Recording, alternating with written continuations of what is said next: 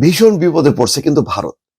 পাকিস্তানের সাথে ঠোকাঠুকি করতে যে পাকিস্তান এবার যুক্তরাষ্ট্রের সঙ্গে ভয়ঙ্কর বলা যায় যে অপ্রতিরোধ্য আকাশ প্রতিরক্ষা ব্যবস্থা কেনার জন্য চুক্তি করছে এবং যুক্তরাষ্ট্র সেই চুক্তি করতেছে। আগে কিন্তু যুক্তরাষ্ট্র এইভাবে সাপোর্ট দিত না, কারণ ভারত আপত্তি করতে পারে, সেই কারণে খুব বেশি অস্ত্র-শস্ত্র তারা বিক্রি করতো না, বেশি মারাত্মক মারণাস্ত্র তারা বিক্রি করতো না। এটাকে বলা হচ্ছে ঐতিহাসিক চুক্তি সই। তাহলে বোঝেন, পাকিস্তান বিমান বাহিনীকে অপ্রতিরোধ্য এবং অত্যাধুনিক এয়ার টু এয়ার মিসাইল সরবরাহের অনুমোদন দিয়েছে যুক্তরাষ্ট্র।